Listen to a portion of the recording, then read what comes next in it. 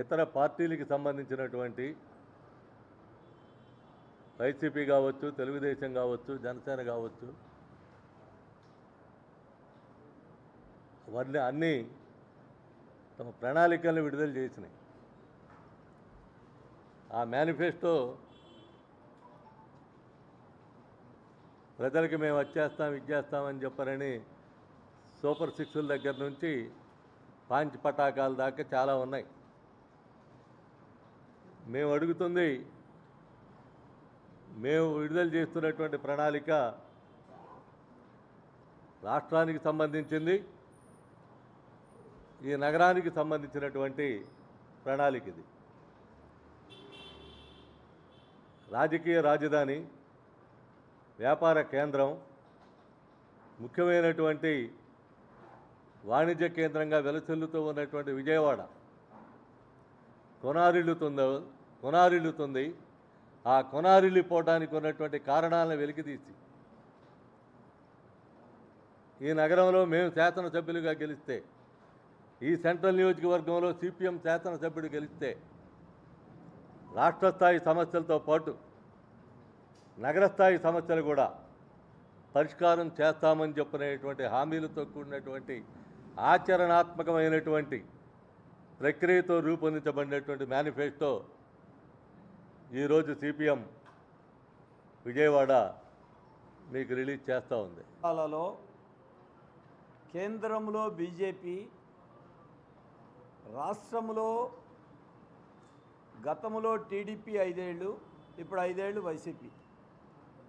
ఈ 10 ఏళ్ల కాలంలో విజయవాడ నగరం నిర్లక్ష్యానికి గురవుతూ ఉంది, వివక్షతకి గురవుతూ ఉంది.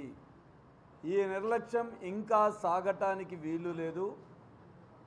అందుకే విజయవాడ నగరాన్ని మారుద్దాం అనే నినాదంతో సిపిఎం సెంట్రల్ నియోజకవర్గాన్ని దృష్టిలో పెట్టుకుని, విజయవాడ నగరాన్ని దృష్టిలో పెట్టుకుని ఈ 6 పేజీల మేనిఫెస్టోని మేము విడుదల చేస్తున్నాం.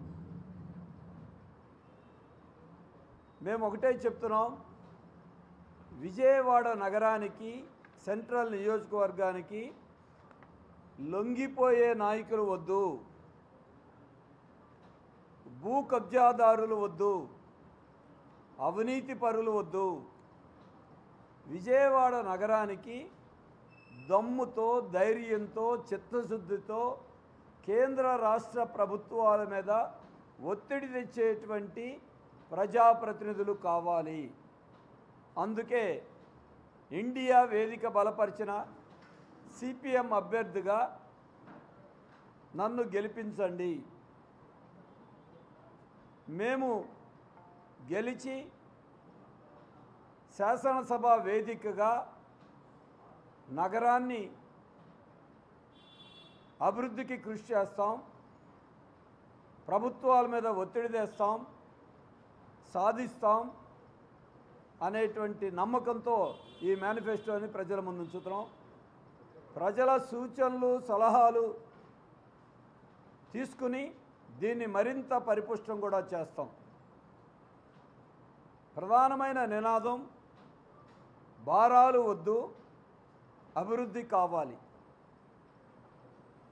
అంతేకాదు, విజయవాడ నగర ఆర్థిక వ్యవస్థ పునరుజ్జీవనం కావాలి. దాంతోపాటు ఈ మేనిఫెస్టోలో కీలక అంశాలుగా ఉపాధి, గృహ నిర్మాణం, పట్టాలు, మౌలిక సదుపాయాలు, ఆర్థిక వ్యవస్థ పునరుజ్జీవనం, ఇటువంటి అంశాలని మేము ఇందులో కీలకంగా పెట్టాం. విజయవాడ నగరంలో 5 ఏళ్ళు బోండా ఉమామహేశ్వరరావు గారు సెంట్రల్ నియోజకవర్గ ఎమ్మెల్యేగా పనిచేశారు. ఇప్పుడు వైసీపీ తరఫున పోటీ చేస్తున్న వెల్లంపల్లి శ్రీనివాస్ గారు వెస్ట్ నియోజకవర్గం అయినా మంత్రిగా చేశారు కాబట్టి ఆయన జిల్లా ప్రతినిధిగా ఆయనే చెప్పుకుంటున్నారు. కాబట్టి విజయవాడ సెంట్రల్లో ఉన్నటువంటి వైఫల్యాలకు ఆయన కూడా బాధ్యత వహించాలి. వీరిద్దరూ ఇవాళ పోటీ చేస్తున్నారు. మీరు ఓట్లు అడిగే నైతిక అర్హత మీకు లేదు. విజయవాడ నగరానికి మీరు ఏం చేశారో చెప్పగలరా? మీరు ఏమి చెయ్యలేదో చెప్పడానికి మేము సిద్ధంగా ఉన్నాం. దీని మీద బహిరంగ చర్చకు కూడా ప్రశాంత వాతావరణంలో బూతులు తిట్టుకోవటం కాదు, నగరం వివక్షత, అభివృద్ధి వాటి మీద బహిరంగ చర్చ ప్రజల ముందు ఉంచుదాం. ప్రజలు నిర్ణయం తీసుకుంటారు. మొదటి విషయం, క్యాపిటల్ రీజన్ డెవలప్మెంట్ అథారిటీ ఉమ్మడి కృష్ణా గుంటూరు జిల్లాల్లో ఉన్నటువంటి 56 మండలాలతో కలిపి ఏర్పాటు చేశారు. అంటే రాజధాని అమరావతితో పాటుగా ఈ క్యాపిటల్ రీజన్లో పార్ట్గా ఉన్న విజయవాడ అభివృద్ధి కూడా ముఖ్యంగా ఉంది. చంద్రబాబు నాయుడు గారు టీడీపీ గ్రాఫిక్స్ చూపించింది. బీజేపీ టీడీపీ కలిపే ఉన్నారు అధికారంలో, రాష్ట్రంలో, కేంద్రంలో. విజయవాడకి అమరావతి సిఆర్డీఏ అని చెప్పిన తర్వాత విజయవాడకి మీరు ఏ ప్రాజెక్టు తెచ్చారు? ఒక్క ప్రాజెక్టు చెప్పండి. అలాగే వైసీపీ ముఖ్యమంత్రి జగన్మోహన్ రెడ్డి గారు నేను విశాఖపట్నం మకాం మారుస్తానన్నారు. ఆయన మకాం ఎక్కడ ఉంటుందని మాకు అనవసరం. కానీ రాజధాని అమరావతిని 3 రాజధానుల పేరుతో ఈ ప్రాంత అభివృద్ధిని సర్వనాశనం చేశారు. కేంద్రంలో ఉన్న బీజేపీ నరేంద్ర మోడీ చెంబుడు నీళ్లు గుప్పెడు మట్టి ఇచ్చి ఈ ప్రాంత ప్రజల నోట్లో మట్టి కొట్టారు. కాబట్టి మీ ముగ్గురికి అమరావతిని, విజయవాడ నగర అభివృద్ధిని నాశనం చేసిన పాపం మీ ముగ్గురిది. ఇప్పుడు ఆ నరేంద్ర మోడీ గారితో కలిసి తెలుగుదేశం పార్టీ ఈ ప్రాంతాన్ని ఎలా అభివృద్ధి చేస్తారు చెప్పండి. వైసీపీ మేము విజయవాడను వదిలేసామని వాళ్ళే చెప్పారు. విజయవాడలో మీకు అమరావతి అవసరం లేనివాడు ఇక్కడ ప్రాంత ప్రజల ఓట్లు అవసరం ఏంటి? విశాఖపట్నం అనేది ఉద్ధరించేది లేదు. అందుకే మేము ఈ రోజున ఈ అంశాలు చెప్తున్నాం.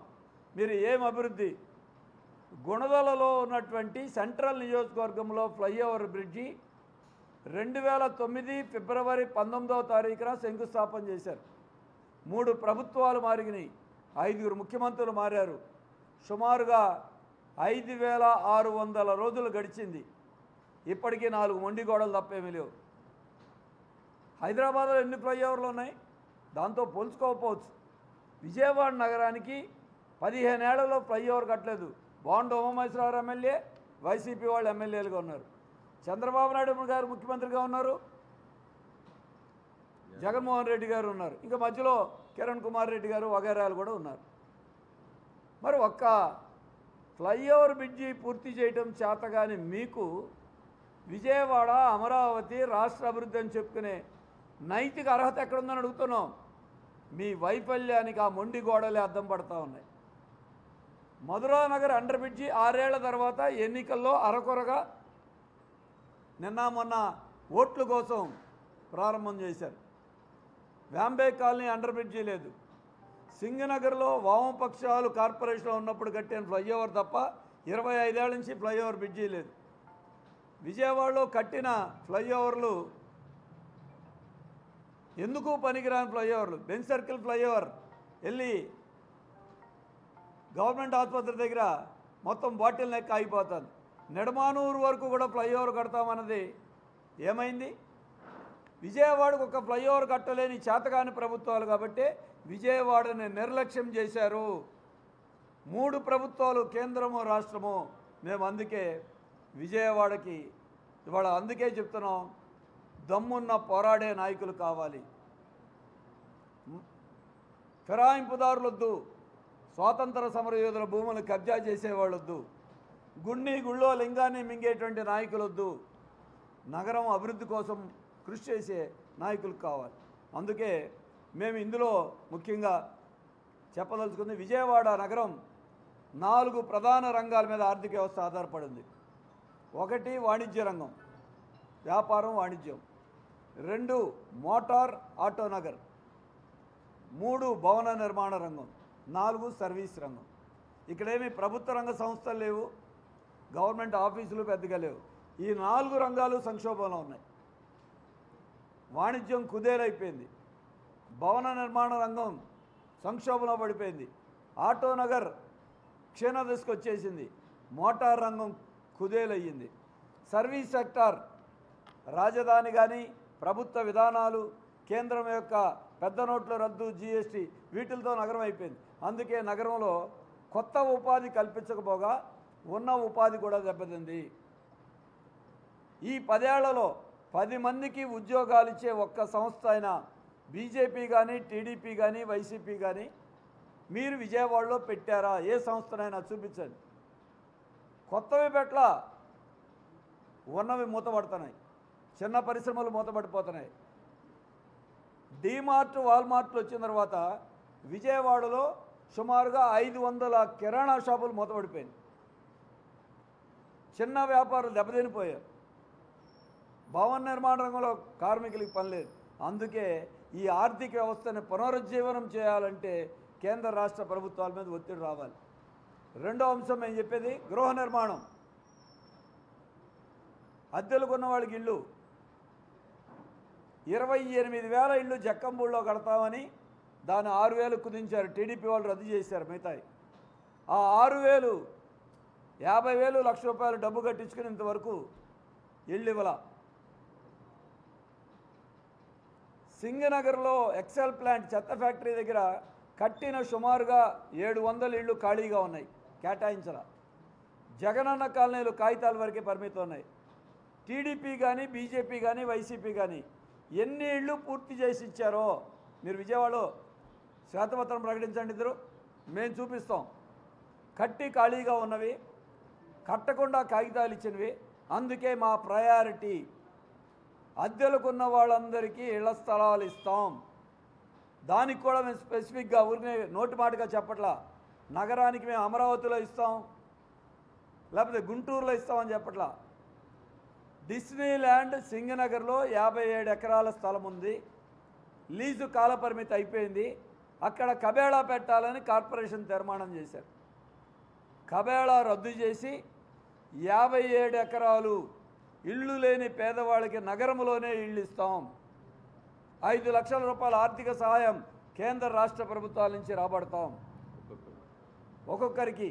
అలాగే అక్కడే రైల్వే ల్యాండ్ 20 ఎకరాలు ఉంది. అలాగే ఎక్సెల్ ప్లాంట్ చెత్త ప్లాంట్ తొలగించి అక్కడ కూడా ఇళ్ళు. అంటే సింగనగర్ ప్రాంతంలోనే సుమారుగా 80 ఎకరాల పైగా ఖాళీ స్థలం ఉంది. అక్కడ అందరికీ ఇళ్ల స్థలాలు కేటాయిస్తాం. కట్టి ఖాళీగా ఉన్న 1000 ఇళ్ళు జేఎన్ఎన్యూఆర్ఎం ఇళ్ళు 2 నెలల్లోనే అందరికీ కేటాయిస్తాం. కట్టి ఖాళీగా ఉన్నాయి. గృహ నిర్మాణాన్ని మేము చెప్తున్నాం.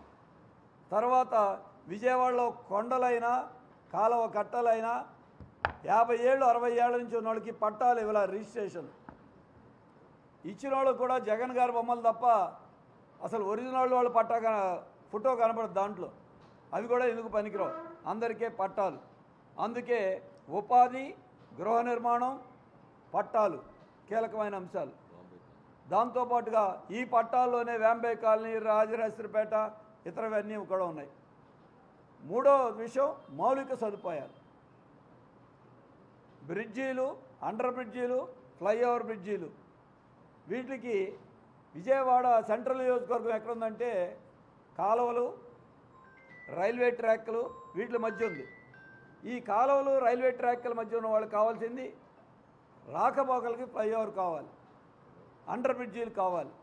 అందుకే మా ప్లాన్లో సింగనగర్ దగ్గర 2వ ఫ్లైఓవర్, మొదటి ఫ్లైఓవర్ కమ్యూనిస్ట్ హయాంలో జరిగింది. మళ్ళీ 2వ ఫ్లైఓవర్ కూడా మమ్మల్ని ఎన్నుకుంటే మేము ప్రభుత్వంతో నిధులు సాధిస్తాం. గుణదల ఫ్లైఓవర్ బ్రిడ్జి పూర్తి చేపిస్తాం.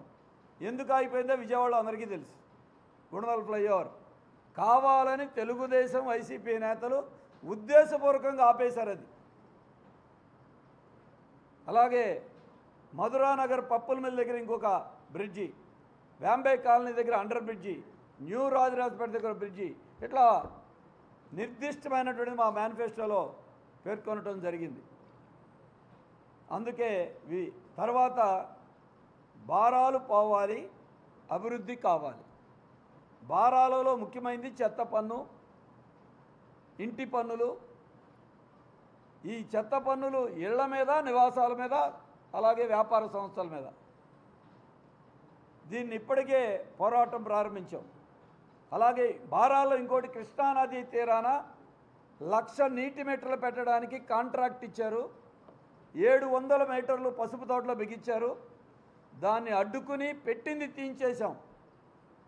రేపు ఎన్నికలు అయిపోగానే తెలుగుదేశం వచ్చినా వైసీపీ వచ్చినా 1,00,000 నీటి మీటర్లు బిగించడానికి మీకు అన్ని బ్లూ లైన్లు వేస్తున్నారు, కొత్త లైన్లు వేస్తున్నారు ఉన్నవి, అది నీటి మీటర్లకే. ఎందుకు వైసీపీ వచ్చినా టీడీపీ వచ్చినా అంటే ఈ పథకం మోడీ గారిది, అమృత్ పథకం. ఇంకొక మీటర్లు రెడీగా ఉన్నాయి, ఇళ్ళకి విద్యుత్ స్మార్ట్ మీటర్లు. అదానీ గారిది, షిరిడీ సాయి కంపెనీది. అది టీడీపీ వచ్చినా వైసీపీ వచ్చినా విద్యుత్ స్మార్ట్ మీటర్లు, నీటి మీటర్లు వస్తాయి. ఈ నీటి మీటర్లు అడ్డుకోవాలంటే సిపిఎం గెలవాలి. అందుకే భారాలు పోవాలి, మీటర్లు ఆగాలి. ఆస్తి పన్నుల మీద ఇప్పటికే మేము కోర్టులో న్యాయ పోరాటం నడుపుతున్నాం. క్యాపిటల్ వాల్యూ బేసిస్ మీద ఉన్నటువంటి చట్టం రద్దు అవ్వాలని. ఇప్పటి వరకు టీడీపీ ఎజెండాలో, వైసీపీ మేనిఫెస్టోలో విద్యుత్ ఛార్జీల గురించి ఒక్కళ్ళు మాట్లాడలా. ఇద్దరు దొందే. విద్యుత్ ఛార్జీలు పెంచమని చెప్తున్నారు. ఇప్పుడు ఉన్నటువంటి సర్దుబాటు ఛార్జీల గురించి తెలుగుదేశం మాట్లాడదు. ఎందుకంటే వాళ్ళ విధానమే అది. అసలు చట్టం తెచ్చిందే చంద్రబాబు గారు, దాన్ని మరింత వేగంగా అమలు చేసింది జగన్మోహన్ రెడ్డి గారు.